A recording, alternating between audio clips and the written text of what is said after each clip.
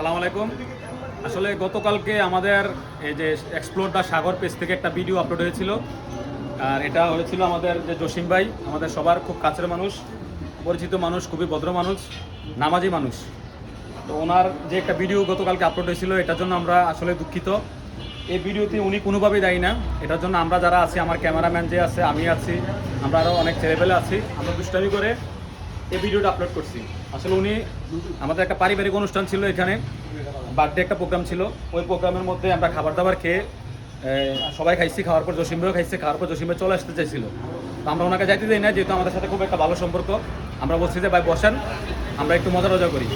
পরে তারপর উনি যাইতে চাইছিল। উনি বললো যে ভাই আমি গান বাজনার মধ্যে থাকি না, আমি নামাজি মানুষ, আমার এগুলোর দরকার নেই। তারপর আমরা দুষ্টামি করাতে, জোর করাতে উনি রয়ে গেছে। কিন্তু এই যে ভিডিও, এটা আসলে উনি এটার মধ্যে কোনো রকমই দায়ী না। এটার জন্য উনি ইচ্ছাকৃতভাবে এটা করে নাই। আমরা নিজেরা দুষ্টামি করছি। এটার জন্য এখন আমরা দুঃখ প্রকাশ করছি জসিম ভাইয়ের কাছে। জসিম ভাই, এটার জন্য আমরা আসলে দুঃখিত। এটা যারাই করছে, এটার জন্য দুঃখ প্রকাশ করতেছি আমরা। এখানে লাশাদ ভাই আছে। আর জসিম ভাইকে মানে কেউ জসিম ভাইয়ের খারাপ ভাববেন না, ভুল মনে করবেন না। এটার জন্য আসলে যারা ক্যামেরাম্যান যে আছে, সাগর সম্পূর্ণরূপে সেই দায়ী, সাগর দায়ী। তো আমরা আবারও দুঃখ প্রকাশ করছি জসিম ভাইয়ের কাছে। জসিম ভাই খুব নামাজি ব্যক্তি, ভালো মানুষ, সবাই নর্মালভাবে বিষয়টা নেবেন। ভালো থাকবেন।